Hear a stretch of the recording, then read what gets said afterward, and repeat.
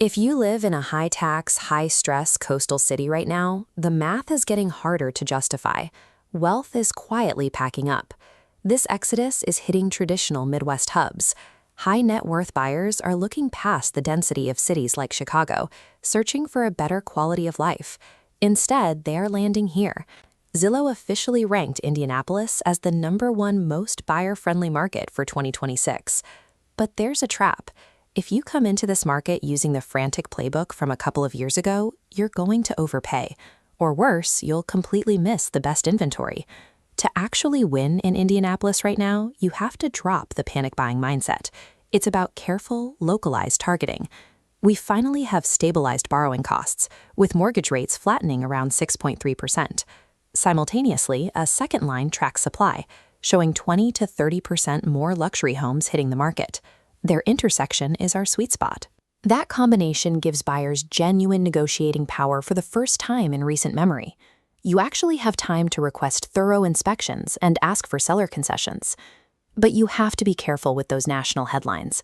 That leverage is an illusion if you try to apply it everywhere. How much power you actually have depends entirely on which suburb you're looking at. To get the most out of your budget, we need to map your specific lifestyle needs and your negotiation strategy to one of Indy's 3 premier suburbs.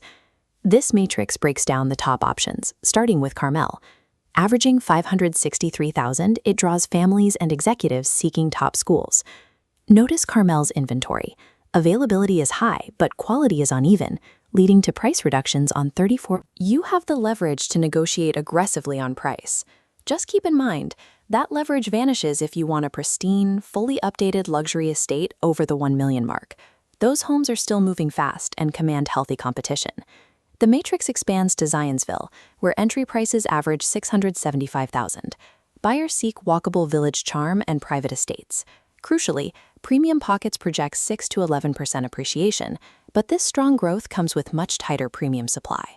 The trade-off is straightforward. You have to give up the aggressive price negotiation tactics. If a great property hits the market, you need to act quickly and pay market value to secure it. Zionsville is the strategic play for buyers who care more about securing a rapidly appreciating asset than getting an upfront discount on the purchase price. Finally, the matrix expands to Geist. While the median is $515,000, waterfront estates with private docks start at $800,000. Geist is defined by extreme scarcity, just 34 active listings selling in an average of 42 days. In this specific pocket of Indianapolis, all those national headlines about a buyer-friendly market completely evaporate. The macro data doesn't apply when you're fighting for a limited shoreline. If you want a waterfront asset, you are going to pay a premium price, and you will not get seller concessions. Geist is strictly for buyers who are willing to compete in a hyper-local seller's market because they prioritize the waterfront lifestyle above everything else. Regardless of the suburb, this flowchart shows the critical variable for success: sourcing. You have the public MLS path and the off-market network path. Following the public MLS path leads to a bottleneck of picked-over, overpriced inventory sitting for 50-plus days. That's because there is a massive statistical blind spot in central Indiana.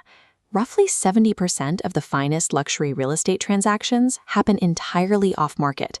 They never show up on Zillow. The trade-off is simple. You gain first access to pristine, turnkey estates without fighting a bidding war.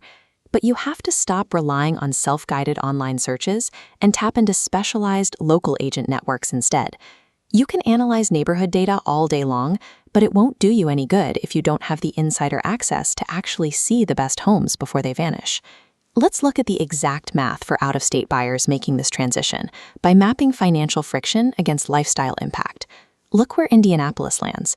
It sits firmly in the low financial friction, high lifestyle impact quadrant, miles away from the high-cost reality of a coastal market. By making this move, the money saved on state taxes and daily living expenses easily funds a massive upgrade in your actual home. But you only capture that return on investment if you work with local representation who knows how to translate your coastal buying power into the right Midwestern neighborhood fit. And a quick reality check for anyone currently trying to sell their luxury home in Indianapolis right now. The easy days are over. With 30% more high-end inventory hitting the market, buyers have options. If your home is unstaged or overpriced, it will languish for 2 months and you'll be forced into a price reduction. For buyers, winning in 2026 comes down to this readiness scorecard. You need predictable financing, a specific geographic target, and access to an off-market network. Target Carmel for walkability. Choose Zionsville for steady appreciation, or Geist for private waterfront scarcity.